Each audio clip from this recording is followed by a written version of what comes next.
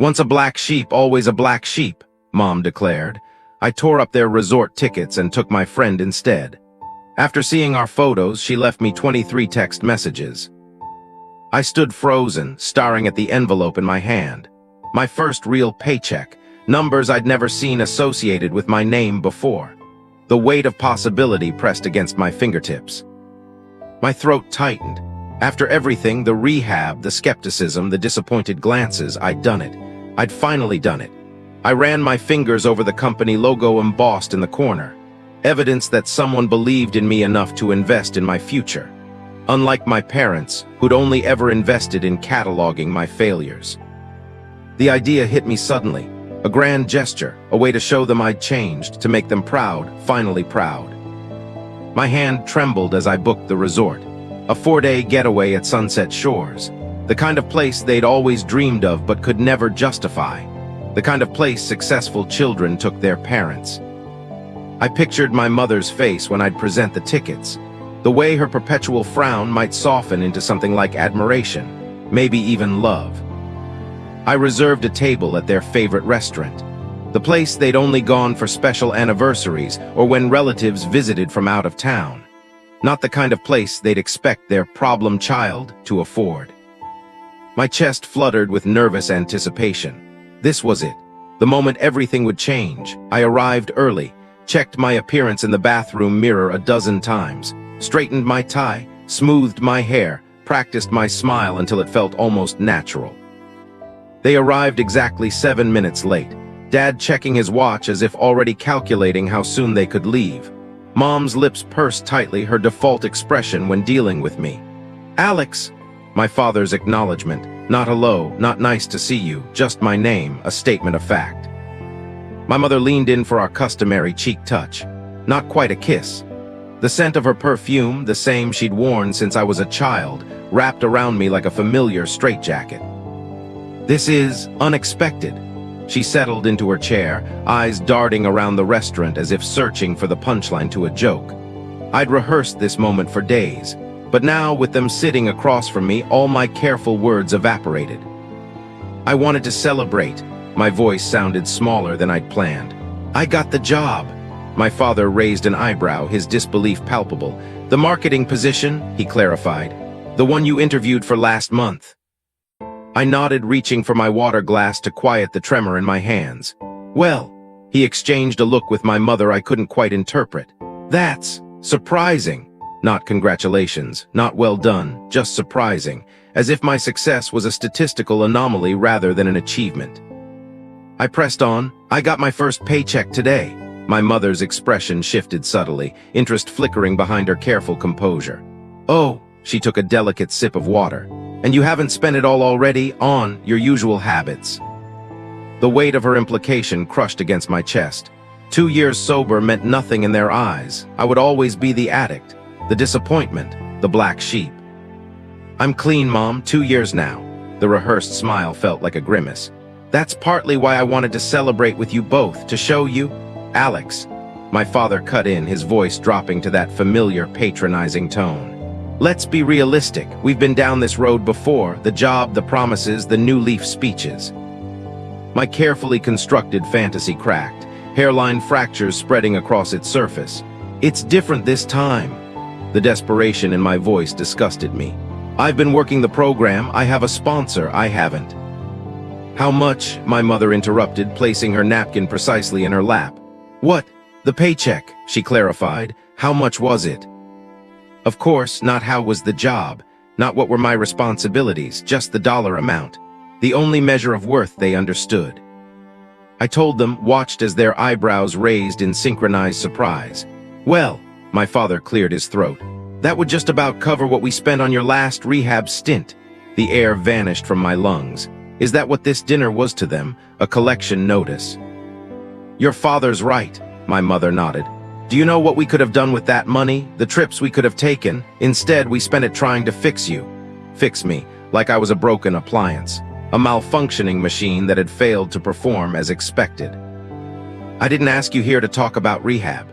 My voice steadied, finding unexpected strength in the rubble of my shattered hopes. No, then why the fancy dinner? To flaunt that you're finally doing what normal people do? Working, supporting yourself.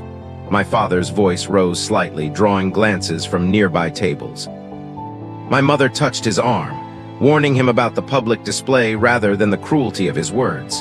I looked at them, really looked. The people who had given me life but never figured out how to give me love without conditions attached. Once a black sheep, always a black sheep, my mother sighed, shaking her head. We just hope this job sticks longer than the others. My hand tightened around the envelope in my pocket. The resort tickets suddenly burning against my thigh, the grand gesture now seeming pathetically naive. I need to use the restroom.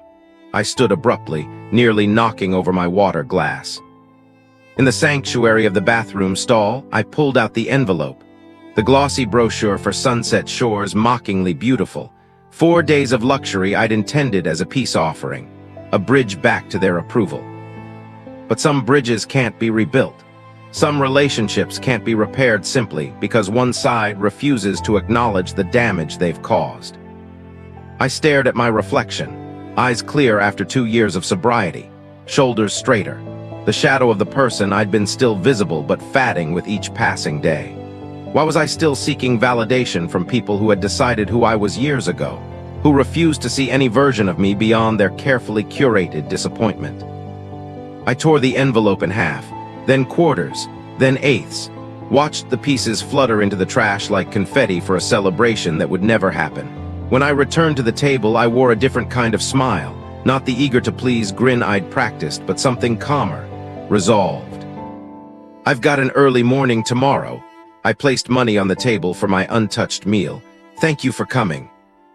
My mother blinked, confused by this unexpected departure from our usual script of me begging for approval and them withholding it. But we haven't even ordered yet, she protested. I've lost my appetite. I met my father's gaze directly. And I've already heard everything I needed to hear. I walked out of the restaurant with my back straight, each step carrying me further from the fantasy I'd clung to for too long. The night air felt cleansing, possibility stretching before me like an uncharted landscape. I pulled out my phone and called Susie, not my sister by blood but by choice, the person who had actually been there during the darkest days of recovery. They were terrible, weren't they? She answered without preamble, knowing exactly why I was calling. Worse than I expected. My voice cracked slightly. And I expected pretty bad. Come over, I'll make hot chocolate with the little marshmallows. Just like she had after my first week of sobriety when the shaking wouldn't stop, when I thought I couldn't make it through another night. I have a better idea. I stared up at the stars, barely visible through the city lights. How do you feel about a beach vacation? Sunset Shores was everything the brochure promised. Pristine beaches, crystal clear waters, staff who smiled like they actually meant it. I still can't believe you brought me instead of your parents. Susie stretched out on the lounger beside me, her dark curls gleaming in the sunshine. I took a sip of my ridiculously elaborate tropical drink, complete with paper umbrella and fruit garnish. Best decision I've made in years. And it was true, 3 days into our vacation and I hadn't thought about my parents' disappointment once. Well, almost once. You're different here, she observed, pushing her sunglasses up to study my face. More, you. I considered this. The tension that usually lived between my shoulder blades had disappeared. The constant need to check my phone in case they needed me, in case something went wrong, in case this was the time they finally noticed I'd changed, had faded. I think I'm just remembering who I was before I became their disappointment. Susie reached over and squeezed my hand, understanding without needing me to explain further. We spent 4 days without obligations or expectations, swimming in water so clear you could see your shadow on the sandy bottom, eating meals without calculating the emotional cost of each bite, laughing without waiting for the other shoe to drop. I took photos, dozens of them, not to prove anything to anyone else but to remind myself that joy was possible, that I was allowed to experience it without guilt.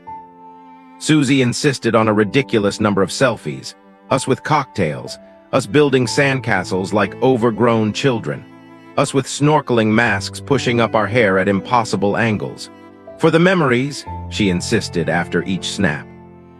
On our last night, we splurged on the resort's fanciest restaurant, white tablecloths, candles, a violin quartet playing softly in the corner.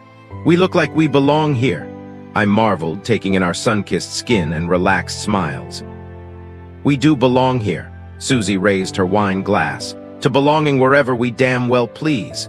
I clinked my glass against hers, to choosing our own family. We flew home the next day, carrying the peace of the ocean inside us like a talisman. Life resumed its normal rhythms, work, meetings, the daily routines that anchored my sobriety, but something fundamental had shifted during those 4 days. A realization that I didn't need to keep throwing myself against the closed door of my parents' approval. 2 weeks after our return, my phone exploded with notifications while I was in a meeting. 17 missed calls, 23 text messages, all from my mother. My heart hammered against my ribs, the old panic rushing back. Had something happened? Was someone hurt? I stepped into the hallway to listen to her voicemail. Alexander James Mitchell. My full name, never a good sign. How dare you flaunt your vacation all over the internet without so much as a word to your father and me, after everything we've done for you. My confusion must have shown on my face because a passing colleague asked if I was okay. I nodded absently, scrolling through the text messages, each one more vitriolic than the last. Accusations, guilt trips, demands for explanations. It wasn't until the final message that I understood. Susie sent us the photos. How could you afford Sunset Shores? Are you dealing again? After everything we've sacrificed to get you clean. The photos, of course. Susie had tagged me in her social media posts. My mother, ever vigilant for evidence of my failures, must have seen them. The happy moments captured and shared with innocent intent, now weaponized against me. My phone buzzed again, my mother calling. Again, I should have sent it to voicemail, should have given myself time to prepare, but old habits die hard. Hello, finally, her voice sharp enough to cut. Explain yourself now. Explain what exactly? I kept my voice level, professional colleagues still passing by. Don't play dumb, the resort, the fancy dinners, the excessive spending. Where did that money come from? The implication hung between us, heavy and familiar. In her mind, there was only one way I could access that kind of luxury. The old way, the destructive way. From my job, Mom, the one I told you about at dinner. Don't lie to me, no entry-level position pays enough for that kind of extravagance. I closed my eyes, counted to 3, opened them. I'm good at what I do. The position came with a signing bonus because they wanted me specifically, because I have skills and talent. The silence on the other end stretched uncomfortably long. You mean to tell me? Her voice had changed, softened into something almost sweet. A tone I'd heard her use with others, but rarely with me. You actually make that kind of money now? And there it was, the shift, from accusation to interest, from disappointment to calculation. Yes, well, why didn't you say so at dinner? Your father and I had no idea. This changes everything. Did it? Did money really change who I was in their eyes? The realization settled like lead in my stomach. You know, your father and I never got a proper anniversary trip this year, with helping you get back on your feet and all. The emotional whiplash left me dizzy. From accusing me of dealing drugs to hinting at financial expectations in the space of a single phone call. I'm at work, Mom, I need to go. Wait, we should have dinner again, a proper family dinner, now that we understand your situation better. My situation, my wallet, she meant. I'll think about it. I wouldn't. Your father and I deserve to be pampered a little, don't you think, after everything we've been through with you? Each word chipped away at something inside me. The last fragile hope that they might someday see me, really see me, beyond what I could give them. Goodbye, Mom. I ended the call, stood motionless in the hallway as colleagues streamed past, the weight of 2 decades of conditional love pressing against my chest. My phone buzzed again, a text from Susie. Oh God, I'm so sorry. I didn't think when I tagged you in those photos. Your mom just went off in my comments. Are you okay? I wasn't, but I would be. I walked back into my office, closed the door, sat down at my desk with its framed certificate marking 1 year of sobriety, then 2 years. The photo of Susie and me at the beach, ridiculous grins plastered across our faces. With methodical precision, I blocked my mother's number, then my father's, then their email addresses. one by one, severing the digital tethers that had kept me bound to their expectations. It wasn't dramatic, no shouting or ceremony, just the quiet click of digital disconnection. A boundary finally established. My phone rang. Susie. Are you mad at me? I'm so sorry about the photos. I'm not mad. And surprisingly, I wasn't. It was actually clarifying. What do you mean? I stared out my office window at the city below. People rushing from one place to another. Lives intersecting briefly before continuing on their separate paths. They only valued me when they thought I had money to give them. The truth of it settled into my bones. Not a fresh wound, but the acknowledgement of an old one. They never actually saw me. Susie's breath caught. That's God, Alex, I'm so sorry. Don't be, it's freeing in a way. I don't have to wonder anymore if I'm doing enough, being enough. I know now that I never will be in their eyes. You're enough for me, her voice fierce with loyalty. More than enough. The tightness in my chest loosened slightly. I blocked them. The words hung in the air between us. All contact. Good. No hesitation, no questioning my decision, just support. Come over tonight, we can look at those ridiculous vacation photos and order too much takeout. I'll bring ice cream and tissues if you need them. I smiled despite the ache. Chocolate chip cookie dough? Is there any other kind worth eating?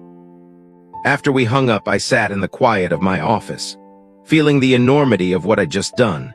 Cut off my parents, the people who should have been my first protectors, my most reliable supporters. But they never had been those things, and pretending otherwise hadn't served either of us. My computer dinged with an incoming email, work continuing despite my personal revelations, life moving forward regardless of what I left behind. I opened the file, focused on the task at hand, one moment followed by another, building a future based not on approval I would never receive but on the steady foundation of my own worth. Later that night, Susie and I scrolled through vacation photos, ice cream melting slightly in our bowls. You look happy here. She pointed to a sunset shot of me gazing out at the ocean, profile gilded in golden light. I studied the image, the relaxed set of my shoulders, the slight smile playing at the corners of my mouth. I am, even after today. I considered the question carefully. The hurt was still there, the grief for the relationship I'd never had and never would. But alongside it, something else had taken root, something that felt suspiciously like freedom. Yes, even after today. She leaned her head against my shoulder, comfortable silence stretching between us. They might try to contact you again, she warned eventually, when they realize you're serious about cutting them off. Probably, I nodded, already anticipating the flying monkeys, the family friends who would call to tell me how devastated my parents were, the guilt trips delivered through third parties. But I don't have to answer. No, she agreed, you don't. We finished our ice cream, ordered pizza when we got hungry again, laughed at bad reality TV until our sides hurt. Normal things, healing things. As Susie was gathering her things to leave, she paused at the door.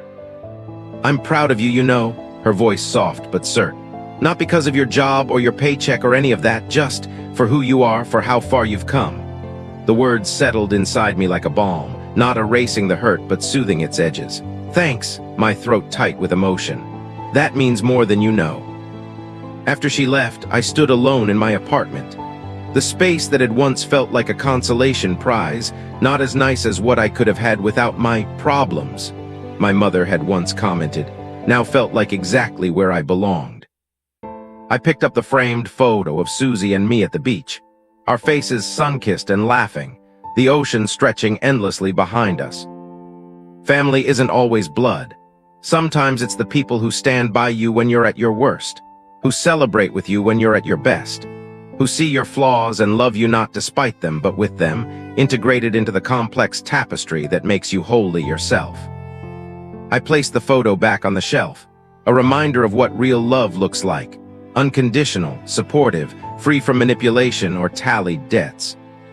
My phone remained silent, no desperate calls from blocked numbers, no emergencies requiring my immediate attention, just peaceful quiet. Outside my window, the city lights glittered against the night sky. Millions of individual stories unfolding simultaneously. Some intertwined, some parallel, some destined never to intersect. I thought about all the others out there like me, struggling under the weight of expectations they could never meet, trying to earn love that should have been freely given. To all of them, to you, if you're one of them, I wish the courage to draw your boundaries, to recognize your worth independent of others' assessment, to find the people who see you clearly and love you completely. The road isn't easy. The grief doesn't disappear overnight, but on the other side waits a kind of peace I never thought possible. A life built on my terms, filled with people who value me for exactly who I am. I climbed into bed, set my alarm for work tomorrow, another day of moving forward, of building something new from the ashes of what had burned away. And for the first time in memory, I fell asleep without wondering if I'd ever be enough. Because I finally understood the truth. I already was, I always had been, and no one else's opinion could change that fundamental fact, not even theirs.